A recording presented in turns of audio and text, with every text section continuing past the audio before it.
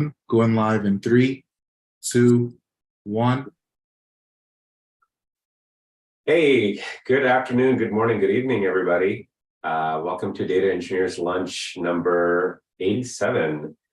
It's quite an exciting time. Today, we have some life hacks with GPT that we're gonna see how we can make our data engineering jobs easier. So ChatGPT is very famous now, although the API aspects of it have been around for a couple of years. It keeps getting smarter. And I'll be talking about how to use it for day-to-day data engineering tasks, which if you haven't seen GPT, it's going to blow your mind. And if you have seen it, hopefully you'll understand kind of how to do better prompt engineering to help you with your data engineering. I want to thank Accompanying for co-hosting and taking care of the logistics behind the scenes for today's event. We're always looking for speakers, so please, if you're interested, email Accompanying or in the chat. Just if you think you can speak about something related to data engineering, just drop a note and somebody will contact you. We are part of a larger community called Data Community DC. And we have lots of different groups that cover data visualization, data science, full stack data science. What we cover here is how to get your shit together with data. Data engineering is a lot of different components, and honestly, it continues to grow and get better over the years. But these days, data engineering could be for medium data, big data. It could be with data science. It could be with just SQL, Excel, you name it. But we talk about how to get data to a point where people can use it. If you're new to the group, please just say hi in the chat. Group rules. If you have a question, just go ahead and ask it. My co-host Accompanying will tell me if there's a question. Our company, Anant, sponsors this event alongside with a few other sponsors. And of course, our Data Community DC is sponsored by a lot of organizational sponsors. If you have a job you're looking for, you're offering a job, if there's a meetup, a hackathon, drop it in the chat. Our upcoming events, you can obviously find us on anant.us/events. There's other Data Community DC events on the meetup.com site, you see. We have a ScyllaDB Summit coming up in a few weeks, which you can register for as well. We have a runbook related to Cassandra available, runbook number 13. Check it out on anant.us. And looking forward to seeing you give us ideas. If there's something that you're having struggle with data engineering or Cassandra Lunch, we'd love to put it in our backlog for a runbook. So before I kind of look at my deck here, I just wanted to give an overview of GPT. So GPT is a generative pre-trained transformer. And quite simply, what it does is it only works with text, right? It's not like DALL-E where it creates images, but given a particular string of or a sequence of words, it does its best to complete that. And initially, there was instruct GPT, you tell it to do something and it would just complete that instruction. And that API has been around for a while, and people have made lots of software on top of that for content creation, story writing, you name it, and things like Jasper, Writer, and recently GPT, the company that makes GPT, OpenAI, produced an AI chatbot that gives normal people that are not necessarily technically savvy with an API to be able to use the same exact trained model. And it isn't just that it does what the API does. It actually is smarter, that it can detect what type of instruction you're giving it, and it can use the right model behind the scenes, right? So ChatGPT is the user interface, GPT is the algorithm, ChatGPT uses the variety of GPT algorithms that are out there, or models rather, that have been trained. Whereas you can also use the GPT API to more specifically use specific models, and we'll talk a little bit about that. But today's purpose is to talk about meetup's purpose is to talk about how do you use this power basically to help you do your data engineering job a little bit easier. And that's what I want to cover today. So we'll spend time on GPT, but really it's by action, by seeing how it works, that I think you'll really understand the value. So I gave a talk last week, and it was related more towards Cassandra, but it was really when we were looking at using GPT to help us, we were using Python code, and we were doing basic data engineering processes. Today, I'm going to talk a little bit more about other type of requests that you can give to the algorithm and have it help you.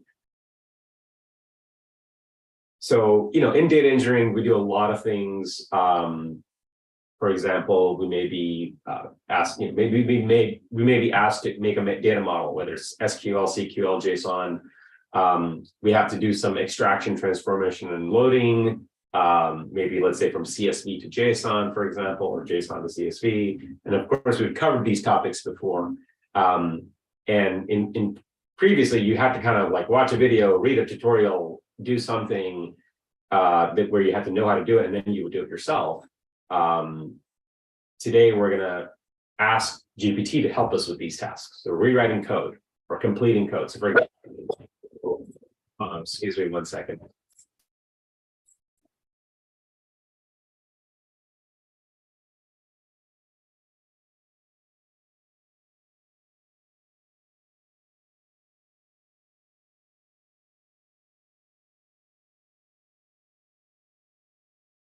Sorry about that. My dog gets excited about the smallest thing. Here we go. So anyways, coming back to what I was talking about, we're going to ask GPT to help us rewrite code, complete code, maybe do some conversion from one language to the other. That's common, right? You're taking a process that somebody's written before, and you're changing a platform, and you need the help to rewrite the code. And then, we're going to talk a little bit about data science and data analysis, because it's worth a mention, right? All of our data engineering processes eventually are used to then latch on to, or it's the precursor to a data science process, or somebody else has a data science process that we're operationalizing. And then the end result after that, after data is created, it's either it's used in an API, or somebody is using it from a analysis perspective, visualization perspective. So, we may not get to the last two, but we can actually try, right? So code is one of the things that GPT does pretty well. And I'm just going to start up. Oops. Let's see. There we go. So I'm opening up GPT, the chat, and sorry, I'm trying to open it in a new window. Here we go. And keep the presentation open. The GPT chat takes a while to load up. It's a free offering. Anybody has access to it. And as you can see, it says, hey, we're experiencing high demand.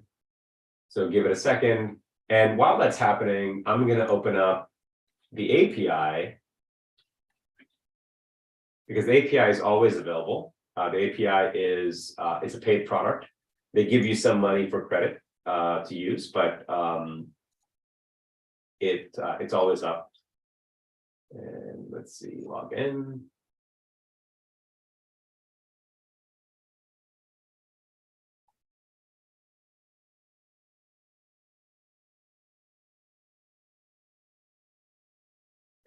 It's going to take a second, so I'm going to keep it on the side, let it bake here.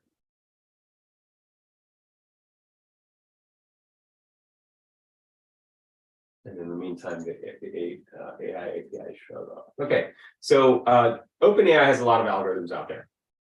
There's text completion, which we're going to use. There's code completion, which we're going to use. It can also train a model, a large language model that you can use yourself, that you make with your data. There's embedding in the sense that it can search, classify, compare text. We're really going to talk about these two, although when we get into the data science aspect of things, we can actually use their API to do things that we would normally have to go and figure out ourselves, right?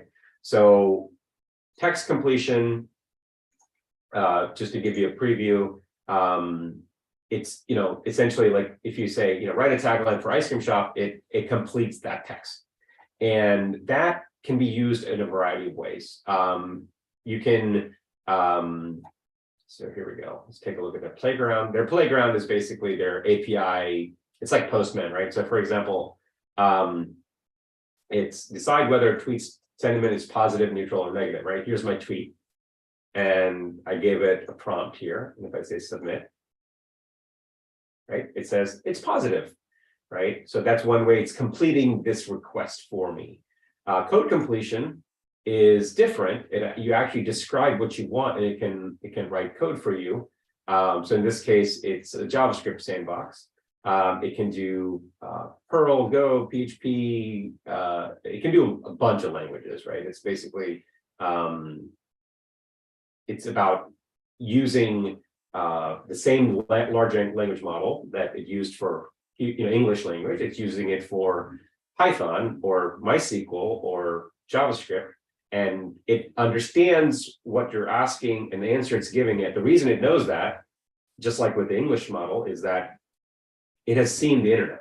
It has seen the Common Crawl database of all of the data that Amazon crawls and puts on a big S3 bucket. It has read Stack Overflow. It has read Wikipedia, you name it, right? It does this stuff because it has seen what humans have done, and that's how it's been trained. So for example, if I want a hello world example with Python, right? So here's the code, here's the completion API, and then this is the slightly different model. So you code DaVinci 2, and then in here it's using DaVinci, text DaVinci 3. And when we use the GPT chat interface, it's kind of figuring all this stuff out for you. So for example, here, let's create a JavaScript dictionary of 5 countries and capitals. I'll change this. Right. If I can actually, or maybe it doesn't let me edit this example, but there we go.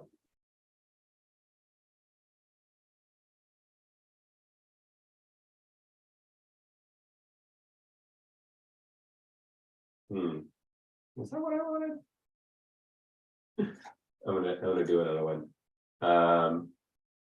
Natural language to Python. There we go. Create a list of first names, create a list of last names, combine them randomly into a list of 100 full names, right? And that model does not exist. This one does. There we go. So there it is. It starts to write Python code for me. And let's see if it does it. So I made a list of first names, made a list of last names, and it's combining them into 100 different full names.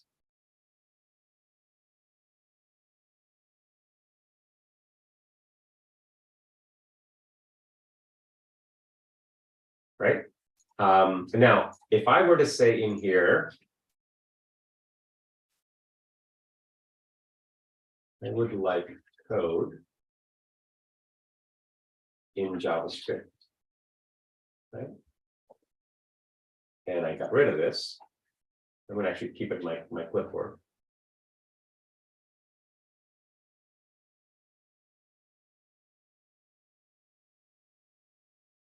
And it's doing the same thing in JavaScript, right?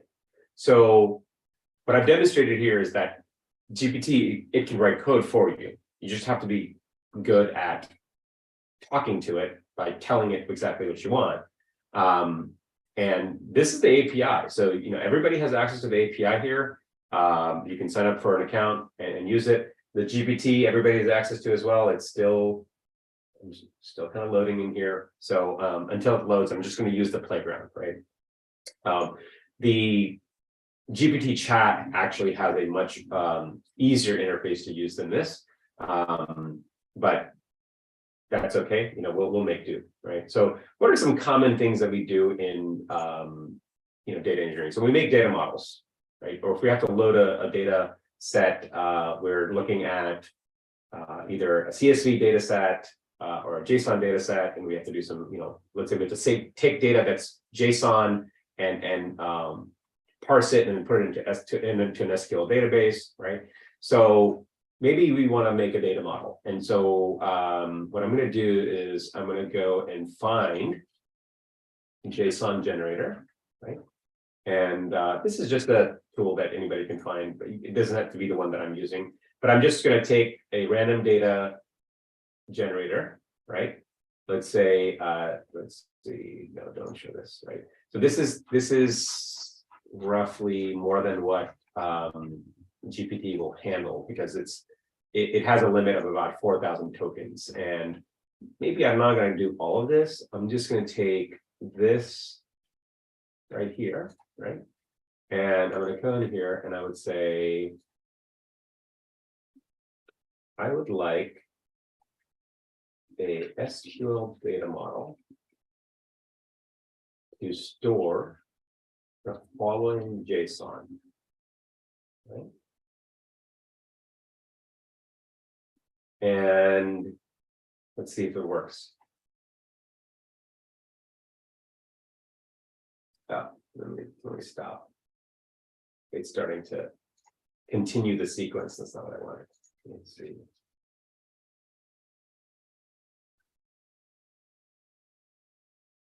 And get rid of this.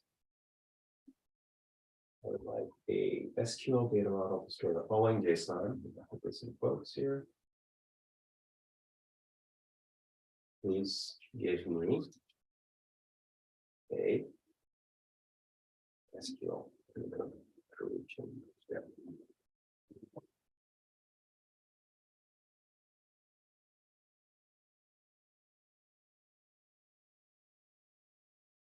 Yeah. No, that's not what I wanted either. So the Codex engine is like not as smart as the DaVinci one. So I'm just going to switch over to DaVinci and try the same thing. And there you go, right? It's taken my JSON data example, and I told it I want an SQL data model, and there it goes. And I'm wondering if it will make a related table, because there's some hierarchy in here.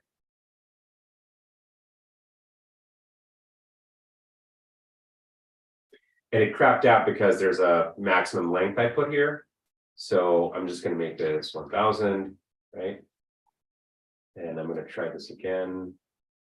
Actually, you know what? It kind of will, it should continue. There we go. And it did. It did realize that I have some hierarchy, right, in my JSON.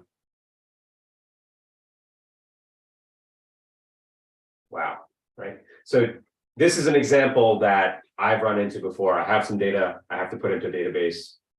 I don't know what to do, or I know what to do, but it's going to take me time to do this manually. So I can use GPT, the algorithm, to make a data model for me. Now, what I could also try here is get rid of this, right? And I can say, I would like a CSV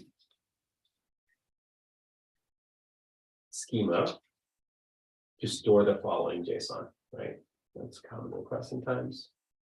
Oh, just cancel. Gotta get rid of all the cancel this. It started it, but it gave me a warning. So I'm just gonna get rid of the trailing space. And there it goes. And it's actually taking the data that I have up there and showing me how to store it in CSV.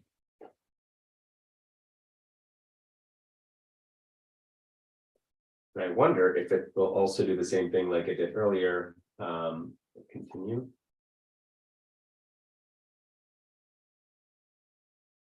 Let's see, did it do what I asked it to do? Yeah, so, greeting, and apple. Apple is the last item in here for favorite fruit. So that's simple. I want a data model. Here's my data. How do I do it? Right? Okay. Next thing that I may want to do is do an extraction, transformation, and load. Right? And that's a common task in programming, whether it's take it from CSV, put it into JSON, take it from JSON, put it into a NoSQL database, or take JSON from a file, parse it, put it into SQL, which is kind of what I asked for, right? So I can ask here, I can say, I would like Python code to take the following JSON and store it in a SQL database, right? So let's try that. Actually, I kept giving it the last answer. So what it does, it takes my last text and it just starts completing it. So I have to go back and clean this out. If you were using the ChatGPT interface, you would have a different experience. Basically, you give it a question and it gives you an answer, right? So in this case, I'm making a new request every time. And again, I'm still waiting for ChatGPT to load, but the other benefit of ChatGPT is that it stores the context. So if you are having a conversation with it, you can give it instructions, it'll know that, and then you can continue to ask it questions without having to repeat yourself. In this case, we're doing one interaction, one answer, right? And submit.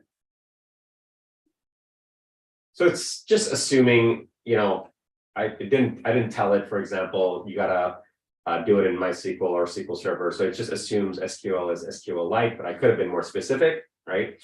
And notice that it's writing the code to make the table, and it's writing the code to parse the JSON and insert that into that table, right? And this is pretty cool, right? Now I'm going to let go of this JSON structure for a second, and I'm just going to say, so I've got some basic ETL, extraction and load code, right? And what I want to do with this is I want to say I would like Python code to. I would like my code here, right? Let's start with this. I would like to take the following code and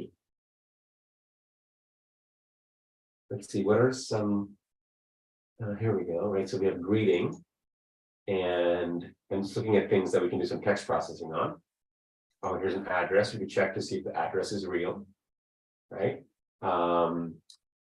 Email, phone, address, right? So what I'll say is I would like to take the following code that reads from a JSON file and saves it to a SQL-like database to validate the following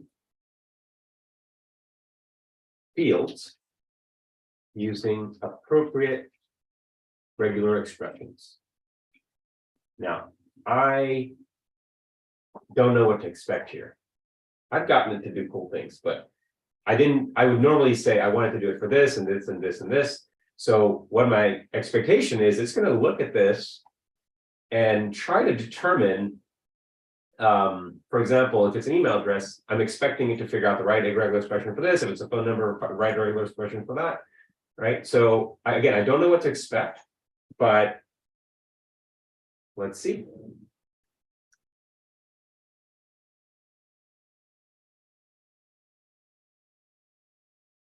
So it didn't rewrite the whole thing, but what it's doing is for each field, it's giving me regular expressions. So balance is a $, right? So we'd expect a kind of $, phone number, email. And then what it's doing, it's getting at least these, so it didn't give it for all the fields. Oh, wow. So what it's doing is it's determining if something did not match, to go ahead and clean it. Now, that's not exactly what I wanted, but as you can see, it took a pretty general instruction and it gave me, some code to validate and clean. I didn't say to clean it, but it did that anyways. So I'm going to request, and I'm going to say, I would like this following code that reads from JSON file, saves it to a SQL database to validate the validate the following fields using appropriate regular expressions before saving it to a database.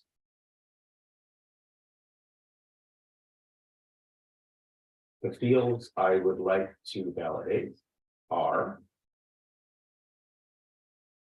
let's say, balance,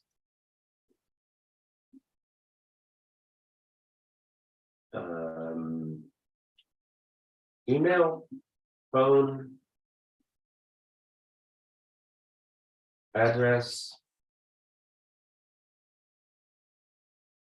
It's a good starting point. And I'll just reiterate, my code is, here's my code now.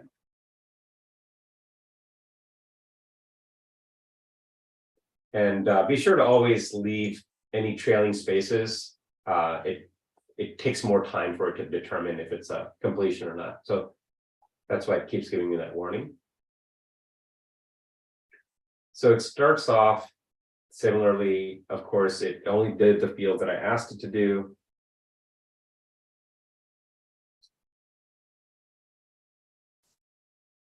And then it says update the code to validate fields. So now it's essentially rewriting my code. And it's just going to tell me exactly what to do. So it's parsing it here. And there we go. So instead of just reading it and just saving it, it's applying the regular expression on my different data fields before it saves it to a database.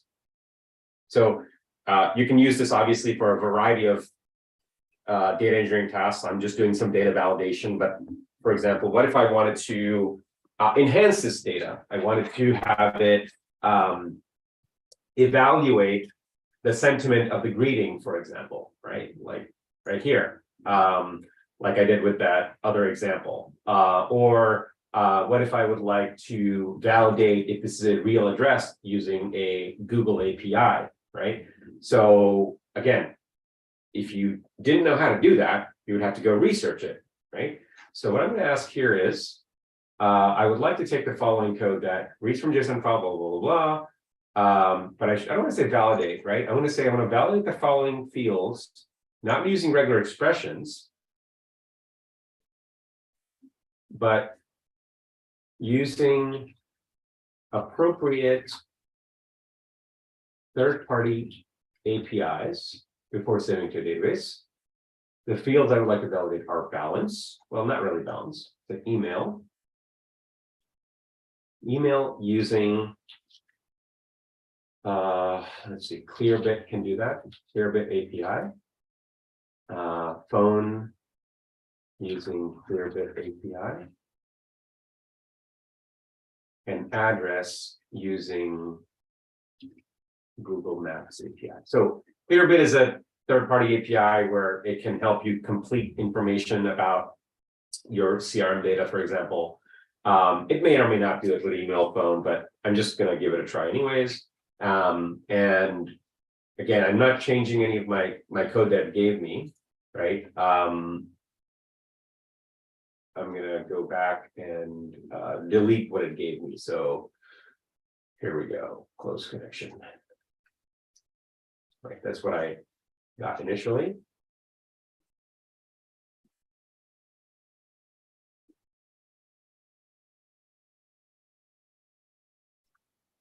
Okay, so let's see. It already imported request, which is an HTTP request library.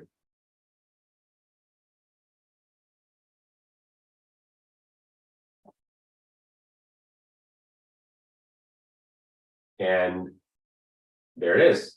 It's now using the email validation. So there was a network error. I'm just going to continue.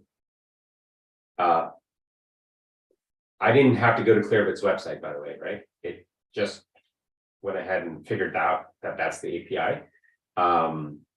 It even is figured out what the Google Maps API is. And if it's valid, it keeps it. If it's not, it doesn't. So that's pretty magical to me, right? I didn't have to go find out which API to use. So here, and I'm taking the same exact code and I'm asking it to do different things for me.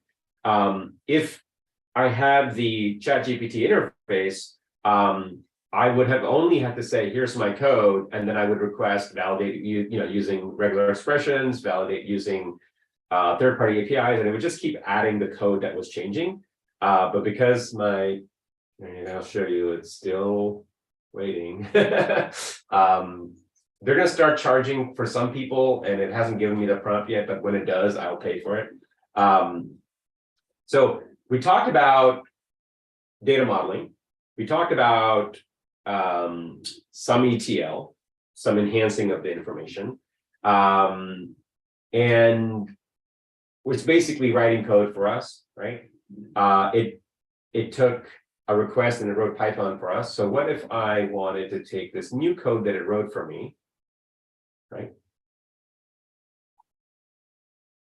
This code here, and I'm just going to completely get rid of my whole thing here. I'll say, please rewrite this code in Scala. Why would I want to do that? Well, you know what? The team I'm working with only likes using Scala, and so I don't really have a choice. I like using Python, but I'm going to go ahead and see if it can do this for me.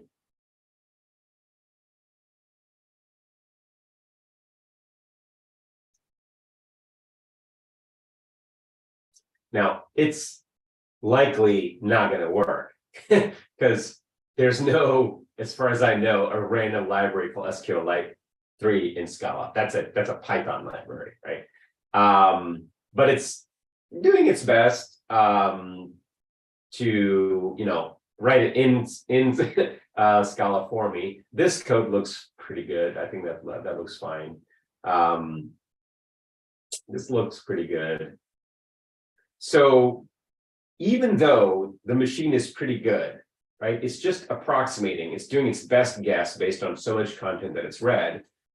If you don't know what you're doing, like if you don't know programming and you try to run this and it doesn't work, you'll be like, hey, this doesn't work. And you can actually say that. It's like, hey, this isn't working. And it will try again. But if you're an experienced person, if you're an experienced engineer, analyst, architect, you'll understand the value that it's giving, which is it's getting rid of busy work, but you still need to know what you're doing. You can't just use it and have it do it without any thought, right? Like I already looked at it, I was like, yeah, that's not right. Like this is not going to work, right? The other cool thing is it can complete things for you. So right now we rewrote it, right? And I'm just going to say, let me go back and say, please complete the following.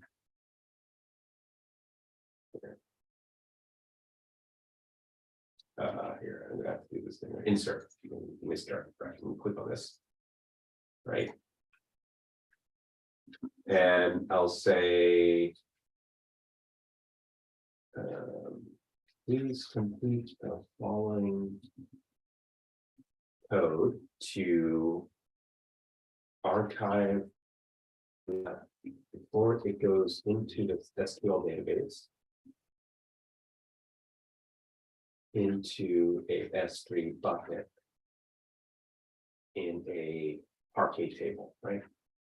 That means like anytime I run this process, it'll save to a Parquet table. So I'm going to paste what I wanted here, and right before it inserts it, right, I'm going to put in insert, right, and I have to give it more, I think. Yeah, I give it like 2,000. So 1,000 tokens is about 750 words. And 1,000 tokens is what it charges. That's the unit that it charges on. So, for example, DaVinci 3 is 2 cents every 1,000 tokens. And then some of these, if you look at the size of well, in this case, I'm doing insert. So insert can only work with Codex or with DaVinci. But the other modes, you'll see there's other models for like classification, and they're cheaper. The circle will be a little bit cheaper. So let's see what happens here.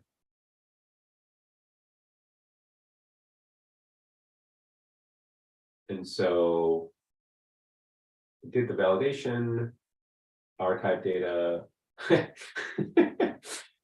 That's really not that great. So please, so write code. Okay. Write code to archive the data before it goes into insert here. Let me try this again.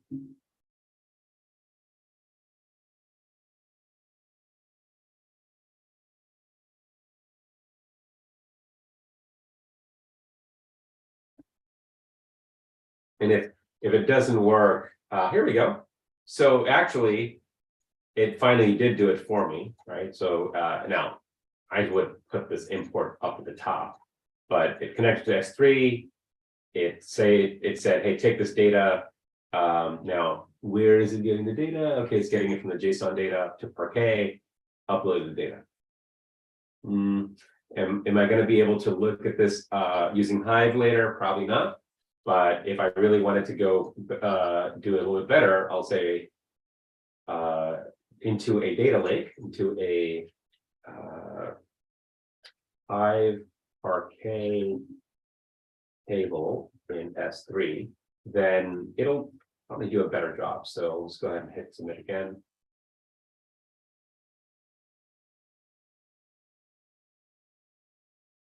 And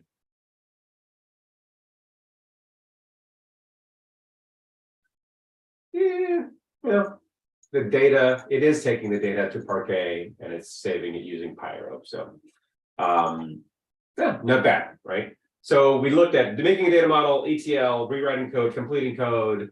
Now let's try to get it to do some data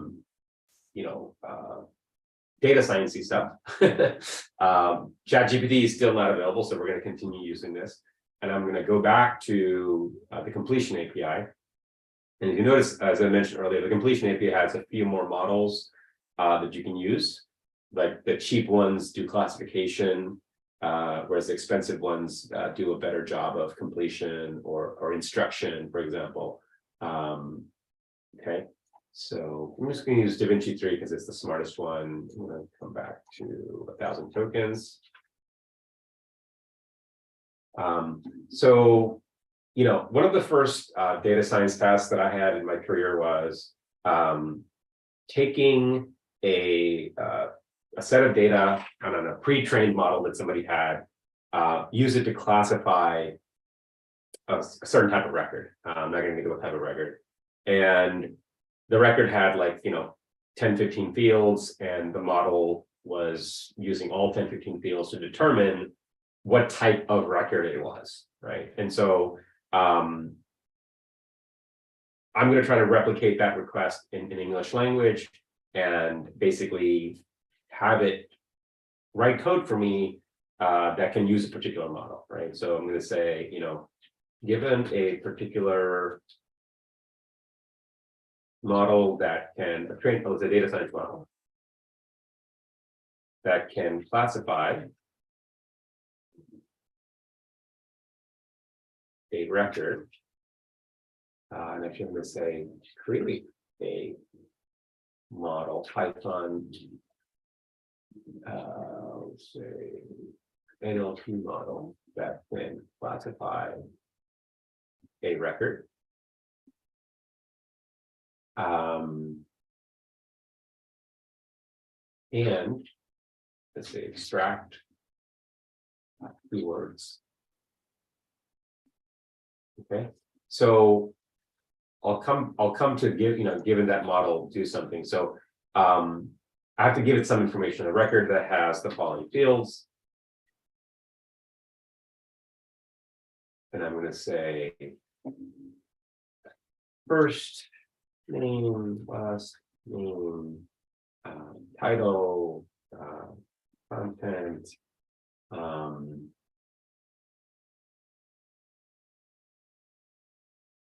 I'll say records genre, right? Genre. There's following fields, blah, blah, blah, and say publish date, right? Extract keywords. It should result in 2 fields. Genre. Right. So mind you that I'm asking it to do an NLP model. I could actually use GPT's API, its own API, to do this for me, but I'm going to give you the kind of the comparison first, right? So in this case, I'm actually saying, do some programming for me that's going to do this. So general request is given a general answer, right? I didn't give it very specifically what NLP model to use. So it's telling me, hey, here are some different models you can use. It's good, fine, all right.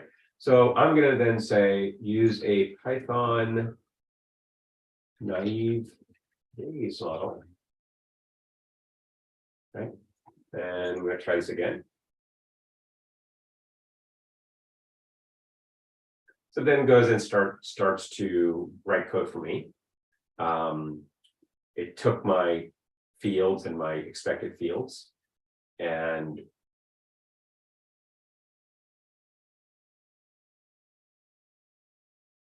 let's take 1 second, let it do that.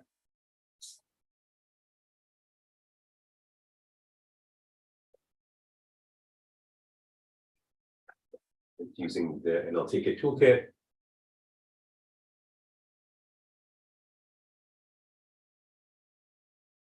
So it's doing all this, and I'm sure I'm going to have to make some changes to make it work.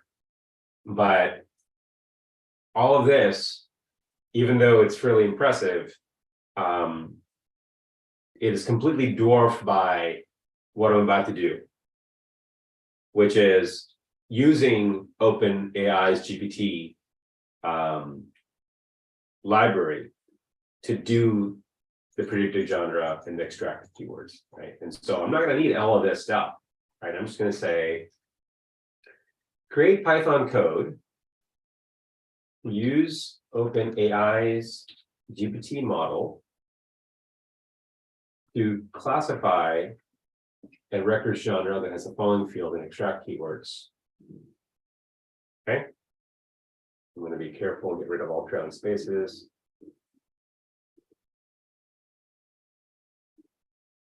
So you got to give it your API key. Now, for some reason, it used GPT-2 because that's available to you, but you can use GPT-3. And so what it's doing here is it's saying, here are my fields, right? And it didn't give a prompt. Okay. So I'm going to try this again, but basically it would prefix the prompt with some sort of like prompt that I'm giving it, right? So like, for example, I'm going to go back here, right? I'm going to say,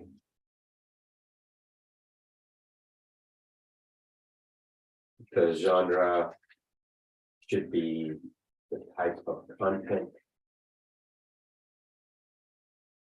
for reading. The keywords should be the people, places, things, and other proper nouns. Or I'll just say the entity.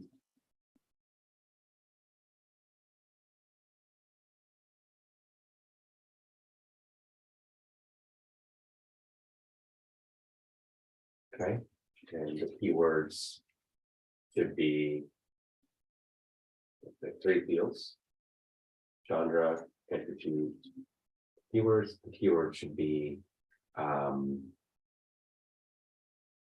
concepts that are referred in the content.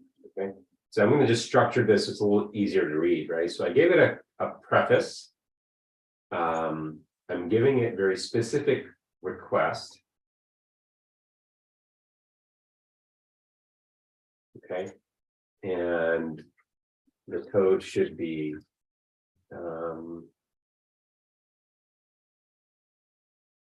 commented, let's just say, which it usually does, right?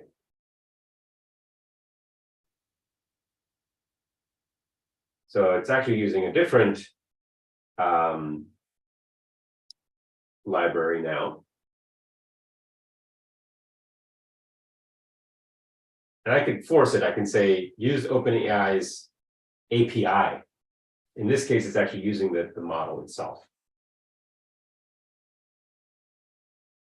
And again, this is not what I want, right? It's doing too much coding for me. So I'm going to go back and clean this out. Say, create Python code to use OpenAI's API.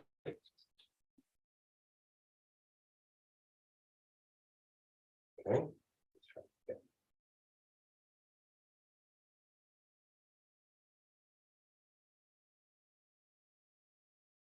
That's correct. I've used that before. Give it the API key. And this is what I was expecting. So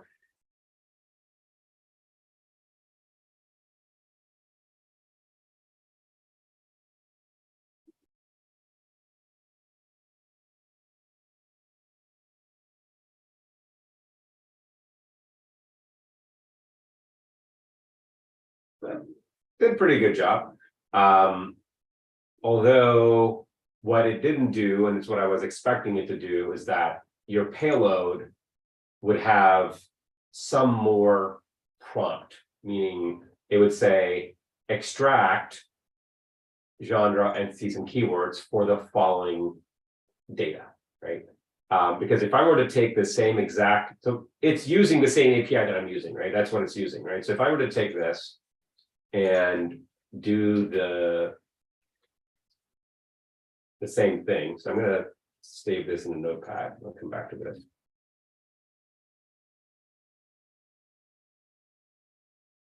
If it chooses to come. I'm just kind of saving it on my other screen here, right? So if I gave it the same exact thing,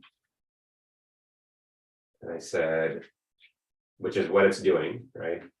I said, oh, thing.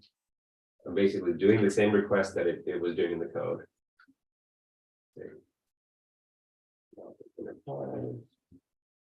It'll say, this book is about how to design, build, and manage modern business technology platforms using best practices and patterns.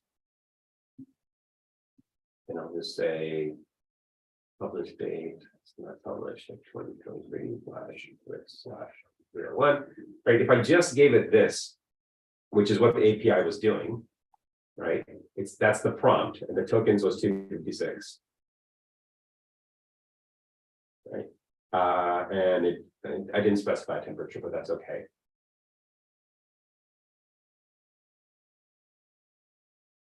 It's just repeating something back to me, right? It's saying, hey, here's what you gave me. I figured out that it's a book, right? I didn't tell it was a book, but it figured out that it's a book, right? So what I really wanted GPT to do for me was, given this record, I would like to know, I would like to have 2 more fields, 3 more fields, that OpenAI's, actually, let me go back here. I would like to have 3 more fields: genre, entities, and keywords. Right. So I gave it kind of the context, what my data is, and let's see what it does. So if I wanted my API call to do this, right? It figured out the genre, figured out entities, and it figured out some keywords. And this is what I wanted to come back in my data process.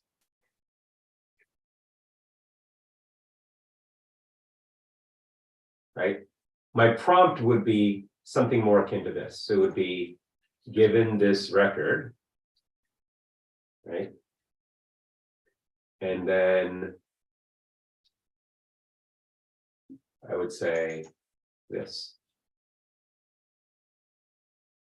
So what do we learn here? Yes, you can have GPT write code for you that uses traditional models that are available. It can write code to train a model, it can do all that stuff for you. But because the model itself is pretty good at dealing with text, you can use it to do things that you need much more efficiently, right? You can just tell the API, I want, given this record, I want to do this, and it'll get it back. So if you can prototype your text processing using the playground, and then you can use GPT to write code for you, you can then implement that prototype prompt in your code. And all of a sudden, it's doing 3 things for you, which is extracting genre, entities, and keywords from this content. Right? And that's the real power behind, I think, just the GPT model, is that it's not just useful for using to learn things, to do things. You can use it for actual tasks related to text in your code. And if you don't know how to do that, you can just ask it, right? So like, if I didn't know how to do this, I would say, given this record, right? How can I use GPT to extract entities, genre, entities, and keywords using Python, for example, right? So if I didn't know how to do that, and I say, here's my data. So then it says you can use this thing called Spacey to do this for you, right? And then you can take that knowledge and you can say, how do I use Spacey to extract, genre, entities, and keywords? Or you can say, how do I use GPT AI API using Python?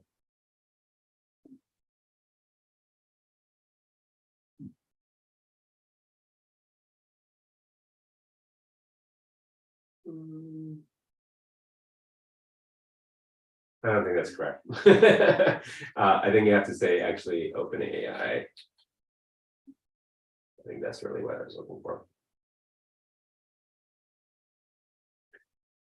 And I'm not going to get to the analysis part of it, where I would, give it some data like CSV or copy some data and say, or give it a structure like, here's a SQL table, 1 SQL table 2 SQL table 3.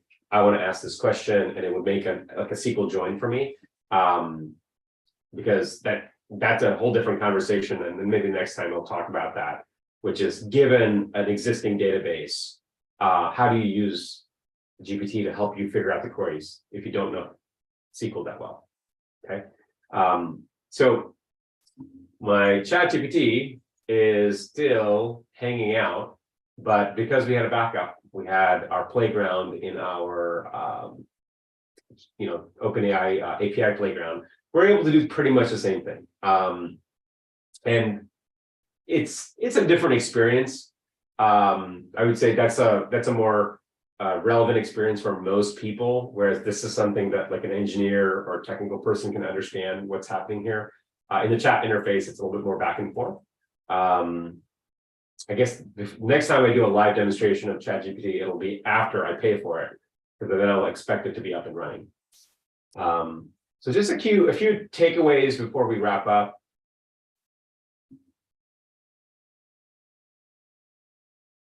Let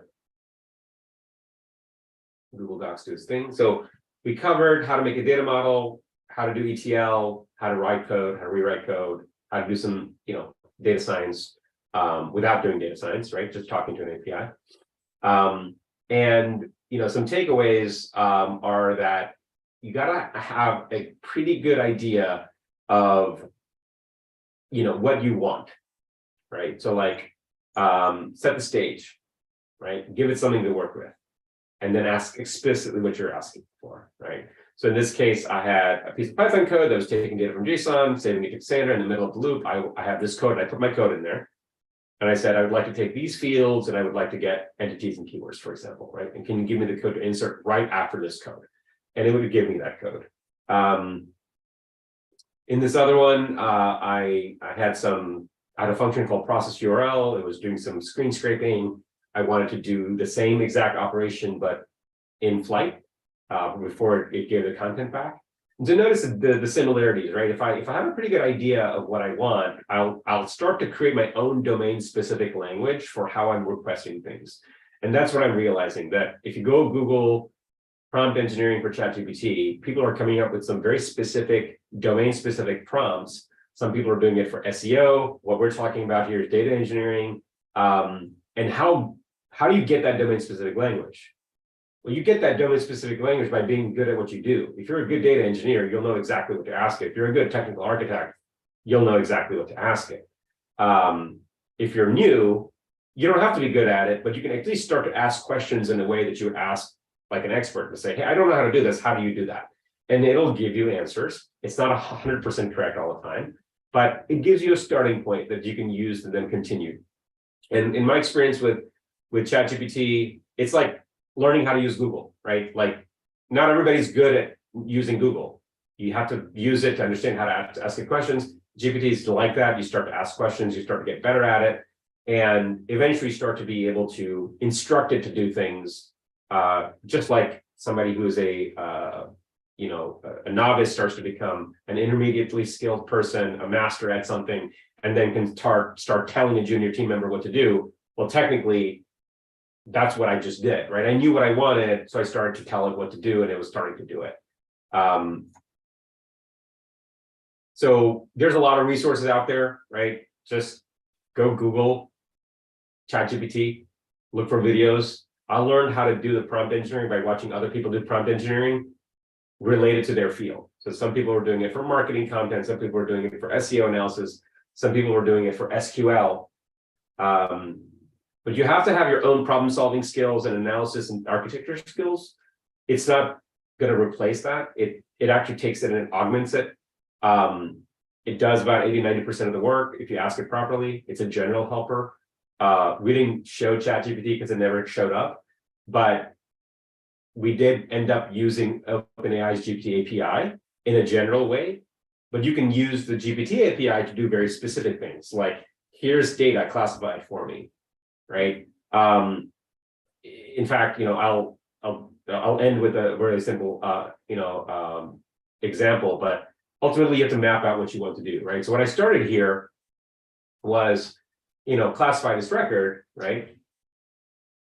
And I'm just going to say, given this information about, I'll just say, given this information about the book,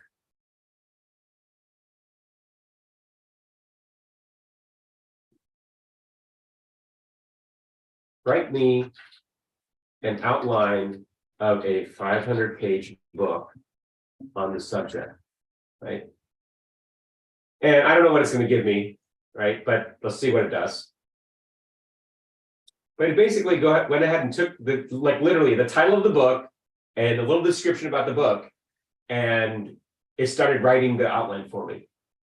And this is how people have been using GPT until now, right? The writing tools like Jasper, Writer, Copy.ai, right? All of these are basically tools that were running on top of the API that I'm showing you. And it was giving pre-built prompts like blog article outline, section outline, ad copy outline, right? So it had taken the domain-specific prompts for copywriting and had put it into a tool. And I just kind of did the same thing. I said, well, I have a book and I want an outline. And I mean, I have an outline for my book, but like, I could use some of these outline items, right? Like, it's not completely BS. These are things that I could add to my outline. In fact, I could give it my outline. I could say, can you improve this for me? So it's a powerful tool. Learn how to use it. There's a lot going on. It's going to continue to change. It's going to continue to get better. There are people I know that are scared of this. There's people that I know that are like, no, I'm embracing it because it's just making me smarter and I can get more to work done. So thanks everybody for joining today. I didn't see any questions in the chat. From Will. Curious to hear more thoughts about how this compares to templated code and reusable libraries. So I will answer that. Sorry, Will. So what I think is that if you have templated code and reusable libraries, you could actually put that in there and say, do this for me, right? So basically, essentially doing the work of you taking template code and doing it. You can also use it to write templates for you. You can also use it to create code generators for you. You can use it to create reusable libraries. And I've done that in the past. I said, here's what I'm trying to do, make a library for this, and then use this library to do X, Y, and Z, and it was able to do that for me. So yeah, it is taking what you have and it enhances it if you use it. Gotchas around IP, code, and solution. So far, you know, the code it has read from GitHub and Stack Overflow is what it's using to create code. The moment you have it, so far, there's no ownership of GPT from OpenAI on what you get from this, right? You are given that data, it's yours to use. And at the end of the day, you're giving it data and it's giving you back data. It has no IP ownership. What it's going to improve is eventually, maybe because of regulation, it's going to have to cite where it got this stuff. But remember, it's taking billions and billions of tokens of words, and it's just predicting words. And so it's like asking somebody who's an expert at, I don't know, biology, and somebody asks a question and gives an answer, is for them to say, I got this answer because I read this book 20 years ago, right? Like nobody answers every question with a citation for everything, because eventually it's synthesized knowledge. So it's synthesizing things for you, and at that point it's yours. It doesn't necessarily mean that like it's not getting ideas from some other places, but at the same time, the ideas are in a jumble of vectors, billions of vectors. So I think it would be counterproductive if it has to cite every single word. I mean, it'd be interesting to see this outline. If it said, here are the 30,000 things I analyzed to get you this answer, and even that I would doubt it. It's a neural network, so it would be kind of comical if it had to happen that way. So that's my opinion. It's not necessarily true. But thanks for the questions. I appreciate it. All right, guys. Sorry we ran out of time. This is an exhaustive subject. It takes a lot more exploration, and we'll continue coming back to this as the technology develops. So thanks so much, everybody. Have a wonderful evening, afternoon, or morning.